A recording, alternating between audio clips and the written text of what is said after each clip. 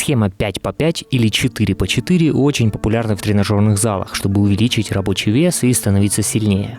Но реально ли перенести эту схему в калистенику, когда мы тренируемся на турнике и брусьях и с отягощениями? Можно ли прибавлять в силовых, увеличивая вес отягощений? И как преодолеть плато? Давайте разбираться. Вы на канале Workout Man. Разберем тему, опираясь на мой опыт тренировок с 2011 года. Погнали! Тренировка по схеме 5 по 5, под этим обычно подразумевается 5 подходов по 5 повторений, а рабочий вес подбирается, чтобы нам было тяжело в каждом подходе. Есть метод, когда мы всегда работаем на 5 повторений, меняя только вес. А есть метод, когда мы тренируемся до 5 повторений, то есть это может быть 2, 3, 4 раза в подходе. Как правило, чем больше вес и чем меньше количество повторений, при которых около предельное отягощение, то это может приблизить нас к травме, если делать слишком часто, а также привести к отсутствию прогресса, потому что очень сложно так набирать достаточный объем нагрузки, делая в таком малоповторном стиле. Поэтому будем разбирать именно метод, где не менее 5 повторов. Также схему 5 по 5 избегают те, кому скучно делать одни и те же упражнения длительный промежуток времени в одном диапазоне повторений и подходов. И от этого начинают делать разные вариации упражнений для разнообразия. Но все это, как правило, превращается в бессистемные тренировки, которые создают иллюзию прогресса лишь первое время. Не каждый признается себе честно, зачем он ходит на тренировку. Для получения результата. А часто это и есть эти самые скучные, системные, организованные тренировки продолжительное время. Либо же просто человеку нравится процесс, и он ждет результаты как бонус. Тогда он будет пробовать разноплановые тренировки, несистемные, упираться в плато и как результат бросать тренировки из-за отсутствия этого прогресса. Не попробовав позаниматься по одной системе хотя бы месяца 3, постоянно не перескакивая на разные методики. 5 подходов по 5 повторений позволит вам не работать с максимальным весом и рассчитывать нагрузку равномерно, чтобы у вас хватило сил до 5-го подхода. То есть более тяжелая работа начинается уже на 3-м, возможно на 4-м подходе. Если вы привыкли делать 3-4 подхода в каждом упражнении на 12-15 повторений или больше, то наверняка вам это нравится ощущение, когда усталость, забитость мышц под конец тренировки. Когда начинается крепатура на следующий день, и вы думаете, что да, я классно поработал на этой тренировке. Вот с методом 5 по 5 так не будет. Вы не будете даже с большими весами уставать настолько сильно, и, как правило, восстановление идет быстрее, так как объем не такой большой. Вы можете выбрать 3 упражнения, возможно 4, где будете делать в каждом 5 по 5 за тренировку. Но лучше только в первом, при этом первое должно быть приоритетное. Одно упражнение за тренировку. Остальные это либо вспомогающие для первого движения, либо на мышцы-антагонисты. За одно занятие лучше не выполнять более 2 упражнений по схеме 5 по 5, лучше одно. То есть, если основное упражнение это отжимание на брусьях с весом, мы его делаем первым, 5 подходов по 5 повторений с определенным весом. Не уходим в отказ, оставляем около 3 повторений в запасе. Следующим вспомогательным может быть отжимание от пола с рюкзаком на спине или блинами на спине. 3 подхода по 10-12 повторений. Далее отжимание узким хватом, например 3 по 15. И закончить подтягиванием с уголком 2 по 8 повторений. В каждой вариации упражнений можно взять ту прогрессию, которую вы можете сделать заданное количество. Если нет большего отягощения, то, например, при отжиманиях от пола вы можете поставить ноги на возвышенность, чтобы усложнить. Если не умеете подтягиваться с уголком, ноги можно согнуть в коленях или делать взрывные высокие подтягивания до груди или пресса. Аналогично делаем для подтягиваний с отягощениями, но уже на отдельной тренировке. Но чем сильнее мы становимся, тем сложнее прогрессировать по линейным схемам, просто увеличивая вес. И, кстати, для подтягиваний, я считаю, это сложнее делать 5 по 5, чем в отжиманиях на брусьях. Для кого-то будет лучше работать 3 или 4 подхода по 5 повторений. То есть 5 повторений, еще и с отягощением, не каждый сможет в 5 подходах равномерно. Если вы привыкли делать в большом диапазоне повторений, то нужно какое-то время, чтобы вы привыкли и полюбили ощущение от нагрузки 5 по 5. Когда вы на каждый подход максимально настраиваетесь психологически, то вы уже знаете, что вам нужно приложить усилия, чтобы сделать эти 5 повторений с большим весом. Скорость будет чуть ниже, чем когда вы работаете на многоповторку, но отдача будет лучше.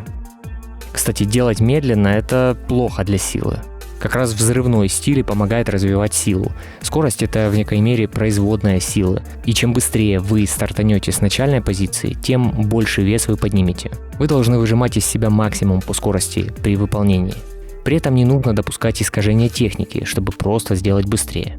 Так вы травмируетесь, если будете делать постоянно рывками. Работать на скорости нужно тоже привыкать.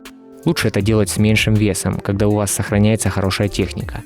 Даже если у вас будет гораздо больший запас повторений, чем 3. Наша главная задача не травмироваться. 5 повторений – это наиболее оптимально, если сравнивать с 2-3 повторениями в подходе, когда сухожилия и нервная система напрягаются еще больше, и риск травмы возрастает. Если сравнивать с 10-12 повторениями, где мы работаем с более легкой нагрузкой, мы тут сильнее закрепощаем мышцы, и на восстановление уже нужно больше времени. Атлеты, мой личный тренировочный стаж с 2011 года, а обучаю других как тренер с 2019. На сайте доступны десятки отзывов.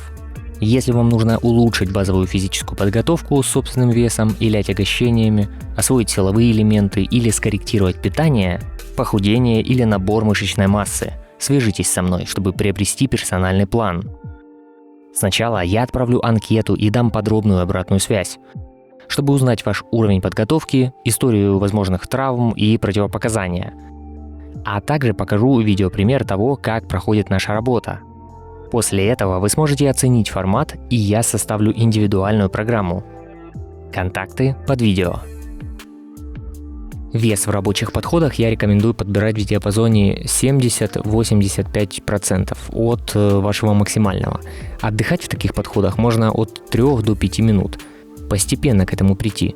Начинать можно с 5-7 минут. Тренируясь в такой силовой манере, короткий отдых лучше не делать. Вы должны быть готовы морально и физически к каждому новому подходу и не приближаться к отказу. Одновременно лучше менять только один параметр. Либо вы меняете вес повторений, либо количество подходов, либо уменьшаете отдых. Даже если вы чувствуете в себе силы одновременно снизить отдых на 20-30 секунд и немного поднять вес, то в долгосрочной перспективе лучше так не делать. Выбираем что-то одно. Эту схему можно использовать один раз за неделю. Либо же делать на каждой тренировке на протяжении недели, а на другую неделю изменить тип нагрузки, чтобы не работать только с одним весом и в одном диапазоне повторений и подходов. Если вы хотите попробовать метод 5 по 5 2 раза в неделю, то здесь я бы разделил его на протяжении недели таким образом, что на тренировке я делал бы 3 подхода по 5 повторений на одной тренировке и на другой тренировке 2 или 3 подхода по 5 повторений. То есть, чтобы суммарно не слишком отдалялось от 5 подходов. Метод имеет свои плюсы и минусы, потому что нагрузка здесь часто линейная. То есть мы работаем 5 подходов по 5 повторений с определенным весом, несколько тренировок. А как только мы чувствуем, что наш запас повторений с этим весом увеличивается, то мы пробуем добавить, например, 2,5 кг на перекладине и 5 кг на брусьях. Хотя лучше использовать где-то 2,5 кг для брусьев и 1,25 для перекладины. И здесь, по сути, мы либо увеличиваем вес, либо уменьшаем время отдыха. Но для силовых тренировок отдых, как я уже говорил, не стоит делать слишком маленьким. Тут все-таки тренируем невыносливость. И тут приоритет на увеличение веса. Такой линейный подход – это одновременно и плюс, и минус, так как все время прогрессировать линейно не всегда будет получаться. Поэтому лучше использовать все-таки чередование разных типов нагрузки с разными весами, количеством повторений на разных неделях, либо же делать схему 5 по 5 на одной тренировке в неделю.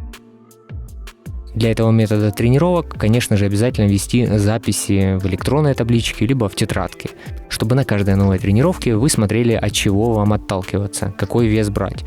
Бывают разные дни, когда мы хуже себя чувствуем морально или физически, и не будет получаться сделать с тем же весом, как в прошлый раз.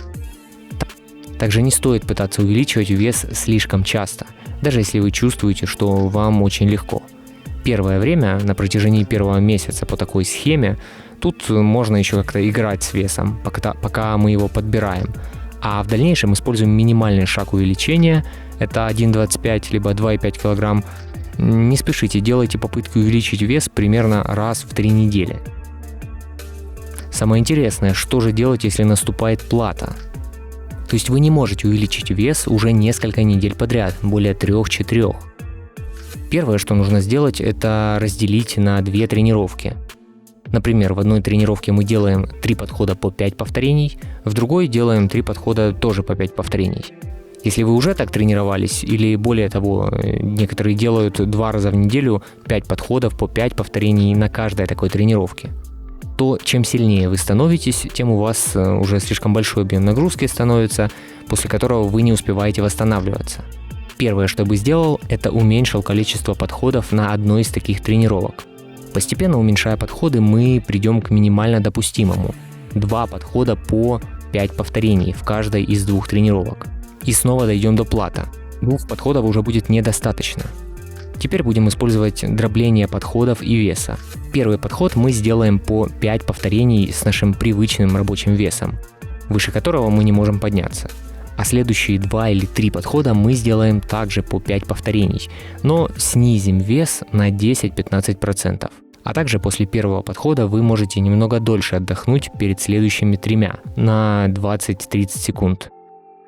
А в другой тренировочный день мы уже пробуем немного, хотя бы на 1-2,5 кг увеличить нагрузку, так как после первого более тяжелого дня, который раньше был тяжелым, мы теперь снизили вес во всех подходах на 10-15%, и мы лучше восстановились ко второму тренировочному дню. Также в некоторых случаях стоит попробовать не привязываться к конкретному тренировочному дню, то есть увеличить дни отдыха на 1. Если вы делали во вторник и в пятницу, либо во вторник и в субботу, то увеличьте на 1 день, не привязываясь к дням недели, так как восстановления, возможно, не хватает. Пробовали ли вы использовать метод 5 по 5? На каком результате останавливались, в каких упражнениях его тестировали и как он вам в целом? Напишите в комментариях. На моем канале Workout Man доступны теперь несколько уровней поддержки канала. Одна оплата от вас, и я отправляю вам полезные материалы, которые вы сможете применять в своих тренировках и прогрессировать быстрее. Тренировка элементов, база воркаута, консультации и многое другое. Заходите на сайт, там описано подробно, что получите от меня после оплаты, цены и список услуг. А я возвращаюсь к видео. Если вас интересуют силовые тренировки, загляните на вот это видео на канале Workout Man или просто напишите мне.